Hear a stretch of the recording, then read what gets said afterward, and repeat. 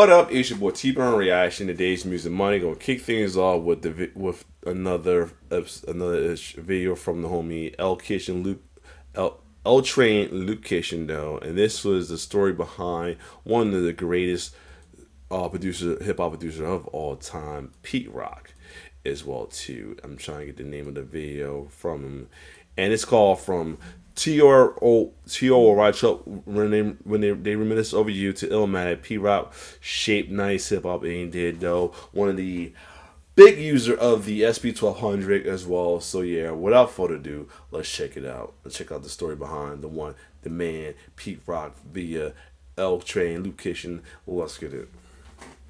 There aren't many producers who helped reshape the sound of hip-hop and influenced a generation that followed. T.R.O.Y was one of them. From forming one of hip-hop's most iconic duos, to working on one of hip-hop's greatest albums, to going uncredited on one of rap's biggest records, his music helped define a new era of New York rap. One of the key architects of hip-hop, one of the undeniable godfathers of the East Coast sound. But what was it that set T.R.O.Y on that path? To understand that, we need to take it back to money-earning Mount Vernon in the 1970s. He did use the MPC too, alright, MPC as well. Yep. Peter Phillips was born in the Bronx in 1970, before moving to Mount Vernon at the age of 7. His parents were both Jamaican immigrants, and music was a constant in the house, especially through his father's record collection. I was young, like 3-4 years old, just intrigued by a little round piece of wax with good sound coming off it. I would go in the living room where my pops had all his records, all his 45s. One time he came home from work and he seen me stacking his 45s up in a pile. And then he just sat there and told me what it was and taught me about it. And even as a little kid, he was drawn to the records themselves, and his dad's collection gave him plenty to dig through. Pops used to play reggae all throughout the house. It was something about reggae music, like the instruments that were being played, the heavy bass, the drumming, and then they were rapping and we didn't even know it. You had U.R.O.Y.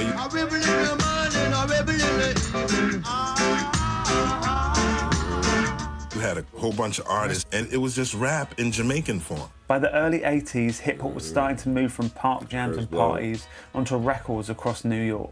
My earliest memory of hip-hop was being at a party that my dad was DJing. He took me and my brother to the Christmas party, and he played Grandmaster Flash and the Furious 5. It was the record where they used 7 minutes of funk, and that record blew my mind. The crew, you gotta see to believe we're 1, 2, 3, 4, 5 MCs. I'm Bell and Rock. But it was someone in Pete's own crew who first showed him how to DJ. Of this, Pete said, he showed me how to scratch, how to cut on time. You see who's there in the picture with him, right? In the back, Heavy D. Pete said, he showed me how to scratch, how to cut on time. I was the youngest in our crew of like 7 or 8 dudes, the classy rock crew. Heavy D was in it back when he was known as MC Star. And it was Heavy, his cousin, who would be the first to break through. At the end of the party when you're saying goodnight, don't come to me and say, I'm your Mr. Heavy, I was on tour with Heavy. I was just, you know, the normal crate carrying story, just a young kid who's happy to be in another atmosphere he's never been in before. Yeah. I'm with my cousin Heavy D, and he's like this blown up big hip hop star, and I'm just soaking up everything that I see like a sponge. Around the same time, Pete was also spending a lot more time in the studio with Heavy, around producers like Howie T and Marley Marl. That gave him his first real look at how hip-hop records were being made. I was there watching them make the pause button beat for the Big Time album. I was co-producing on Big Time album. I would do the pause button beats, run down the house, and he was like, yo, I want that one. And then I would take the elements of the ideas, bring it to the F house, then sample it, because I didn't know how to use the shit yet. But I said, put this in there. I've used these drums. I want this in there. I'm producing it, but he's doing the machinery. Pete ended up with 4 credits on Heavy D and the Boys' second album, Big Time, his first in the industry. Measure the pleasure, the treasure, the note that I wrote, and you can quote, flow like I roll like a boat, taking a stand, don't need a hand, the man in command did so. Back in Mount Vernon, he was beginning to build something of his own. Around that time, he met CL Smooth. In high school, a couple of neighborhood guys introduced me to him. He had a distinctive voice. He didn't sound like nobody I've ever heard. So I thought it would be good to do some stuff on him. When I heard him rap, I was like, okay, he can ride a beat. They started working together straight away. We were doing basement demos. We got like 40 or 50 of them. Roping the flow like a calf in a rodeo, and solving crime like Hawaii 5-0. By this point, he was making beats constantly. I was just cranking them out, man. Locked in my room from morning until I got tired, and then get up and do it again. When Marley Marl needed a new DJ for his In Control radio show, he knew exactly who to call. I had a DJ called Kevy Kev. Now, Kevy Kev was in a car accident. I said, Heavy, tell your cousin to come down to the radio station. I got a gig for him. He was a DJ with a lot of records in his house. He had a lot of break beats, and he would get on the radio, cut these break beats. He got famous very quick from that radio show. And it gave him a platform to showcase what he and CL Smooth had been working on. That early run of basement demos eventually led to their first official EP, All Sold Out. But the lead single didn't quite connect how they wanted. We put out an EP, Go With The Flow was the first single. Yo, from the intro, I flow, 3 in a row, building like a Lego, stacks upon stacks. That's the A-side. The B-side is The Creator. Dip, dive, dip. You might break your hip to the sound that's legit. I come to make a hit. I usually bust scratches for my brothers. Get it in Flex's hand. Flex does something he would never do now. He flips the record over and he starts playing The Creator. And I remember he literally saw me. He's like, yo, you got one. Suddenly people started paying attention. And not long after, Pete was getting calls to remix records for the likes. It's crazy how like sometimes the beat, there's like a lot of B-sides that's better than the A-side. I think it was like, I forgot who else has had a situation like that where their A-side, their B-side was better than the attendant A-side. Though. It was crazy.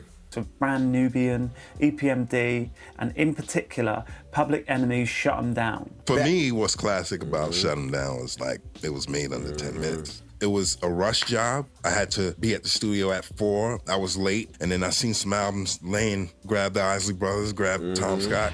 This is my favorite version. My favorite is others. I was jump around.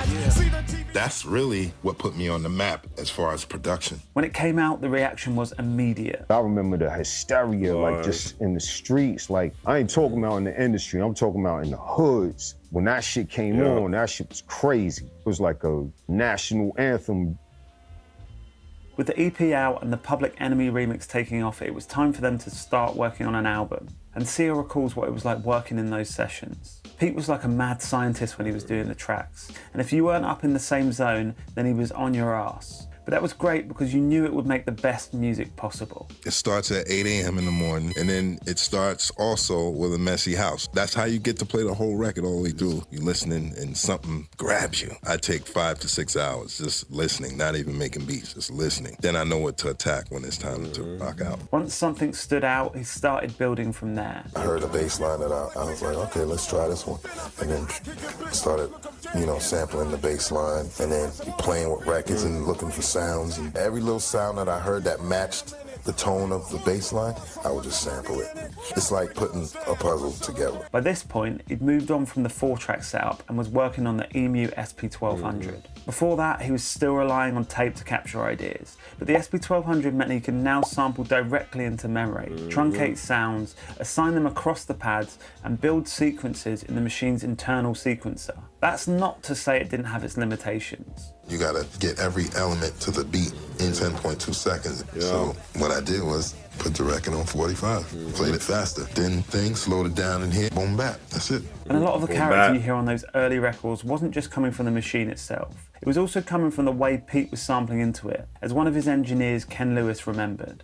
Most of Pete's sounds came from Pete, how he set the graphics EQ on the DJ mixer as he was sampling, sometimes rolling out the bass or boosting it, same with the highs. A lot of the gritty, hissy sound of those samples was helped by cranking the high bands on the DJ mixer's graphic EQ before sampling. The drums are super duper bright, and he's stacking and layering and chopping drums in a very unique way. So he's using bits and pieces of drums. The way he's mixing, matching, and layering breaks is crazy. No one had used horns like that before. And for CL, the aim was to offer a more positive alternative to a lot of what was happening in rap at the time. The whole part was to be authentic, to put hip-hop and the culture in a different dynamic other than being violent, other than being misogynistic. But there was one track on the album that really brought it all together. They Reminisce Over You. It was made in the aftermath of the death of Pete's friend, Trouble T.R.O.Y. T.R.O.Y. was one of the greatest neighborhood buddies you can have. And he lived on my block. He was one of those guys that if he seen you getting beat up, he'd be like, we're gonna teach you how to fight. When we lost him, the whole community was crazy. Somehow, found the strength to go dig through records, and I found this record, and listened to the whole thing. And when I listened to the whole thing, I got emotional. Start crying. When I heard that sax, that was it. I was like, no hook, no nothing, just rock that home. I reminisce for a spell, or shall I say think back 22 years ago to keep it on track. The birth of A lot of what makes this beat so special is how much mileage Pete Rock gets out of just a handful of chops. The main sample comes from Tom Scott and the California Dreamers Today. And it seemed like Pete, I see why he was being a fan, because not just this, a lot of other songs got sample from Tom Scott as that album as well too. I think Down with the King used a sample. I think Shut 'Em Down remix. Let me see. Go sample quick. Shut 'Em Down remix I think used as well too though. Come on with the verifying. Yeah, I think the Shut 'Em Down remix used that sample as well too.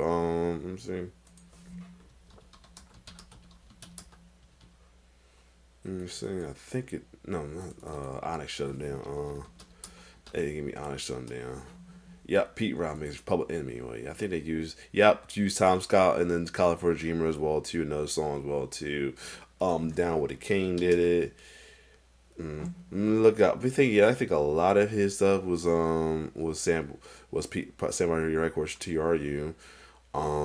Shut Down remix Pete Rock, and it's on you also sample as well too. He sampled a lot of Tom. I think Tom King was on that same album too. Let me see the California Dreamers. Maybe I get that one. Just that. Yeah, Gold Ladies and all that. Did a lot. Yep, Down the King. Came from the Honeysuckle Breeze out. The title album song, the Honeysuckle Breeze and all that as well too. Yeah, and Straighten It Out, Baby I Love You. Yeah, he was a fan of this album for sure, yo. And Pete pitches the sample down 2 octaves and cleverly splits it so he can use the bass and the rest of the loop separately.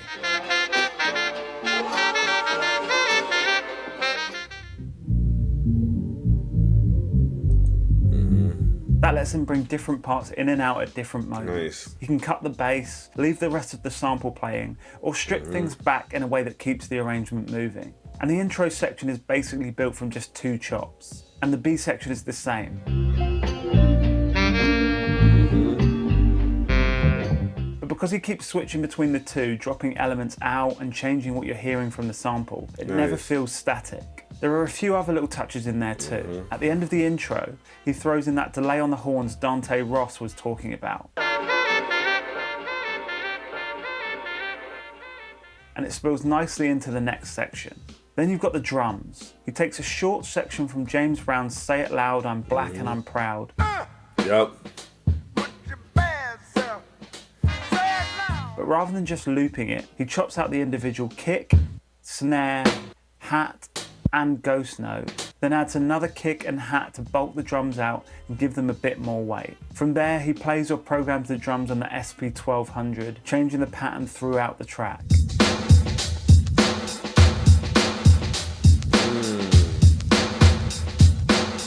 So you get these slight variations, little snare rolls, ghost notes, and subtle shifts that stop the beat from ever going stale.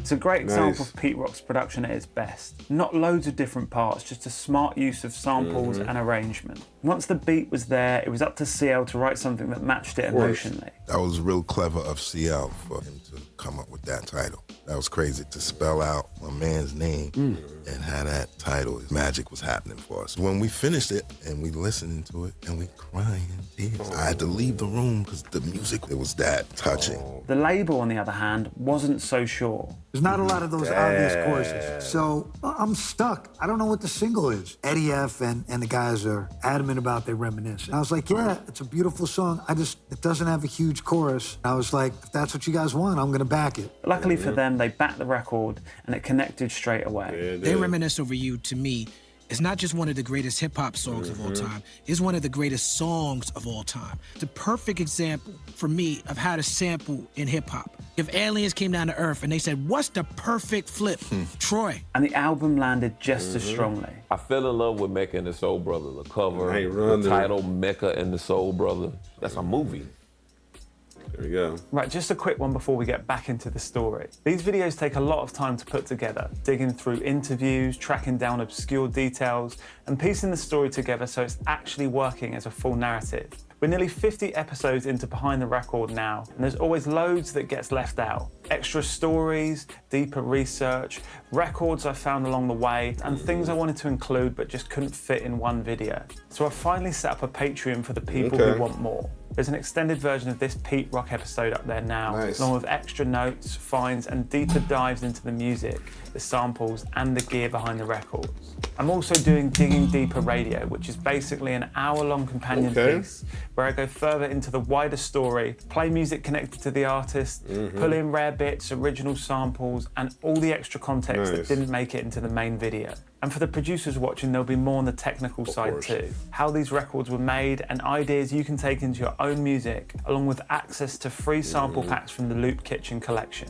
And there's 3 tiers depending on how deep you want to go. And even on the first one, you can vote on what topics you'd like to see next. So if you want to support the channel and get a deeper version of it in return, the link is in the description. Anyway, let's get back to Pete's story. After the success of Mecca and the Soul Brother, Pete Rock's sound was starting to spread across New York. Post that record becoming a hit and Pete Rock's ascent, the entire sound palette of rap music changes. And there's a whole school of East Coast driven rap records that sound like Pete Rock. And around him there was a wide circle of producers all pushing in a similar direction. We used to walk in on each other digging, and Tip is in there on the ground, going through records with his glasses on. I'm like, okay, this is about to get serious, because I see how hard he's going, so I gotta go even harder. One of those producers was Large Professor, who was helping to put together the debut album for a young rapper from Queensbridge. He was rounding up people like myself and Q-Tip and said, yo, this is what I need for the kid. Well, after listening to him on Main Source album,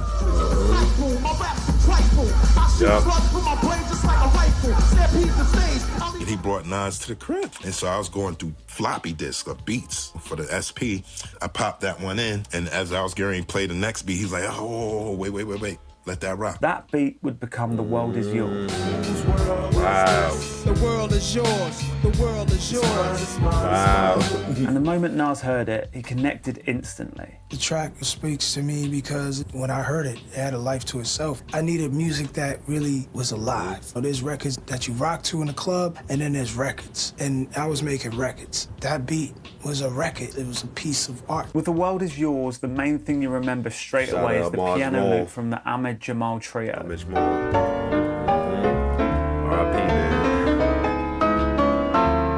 Pete takes their track. Hey, that track right there is the reason why I got to Ahmed Jamal. That, for real. I love music, pitches it up a semitone, and crafts the beat around just 2 chops.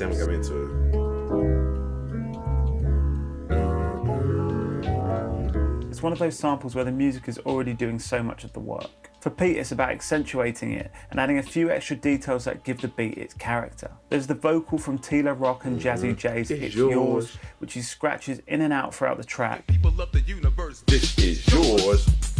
It's yours. Almost like another part of the arrangement. Then you've got the small horn stab from Jimmy Gordon and his jazz and pop band's Watermelon Man, filtered down and dropping in on the 2.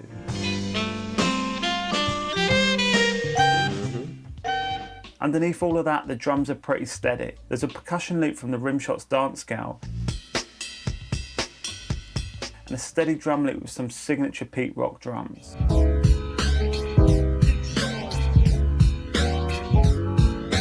It's not complicated, it's just a great sample, a few well-placed details, and space for Nas to do his thing. Once the beat was in place, Nas had an idea, but it meant Pete stepping outside of his comfort zone. He was like, I want you to sing this. And I was like, I ain't no singer. But I was just like, all right, let me try it. And then I ended up doing a good job, I think. Those sessions around Nas's Illmatic led to a kind of friendly competition between the producers. I think we were all secretly competing with each other. As soon as I heard Pete do The World Is Yours, I heard his version and went back to the studio to remix mine because I wanted to have the hottest beats on there. And if producing records like T.R.O.Y and The World Is Yours wasn't enough, Pete had also recently been introduced to another young New York rapper through Puffy. I had this Entombed record. Okay. And I was making the beat, he was like, yo, who's that for? I didn't even get a chance to play him nothing else. I used to read Word Up magazine, Salt and Pepper and Heavy D up in the limousine.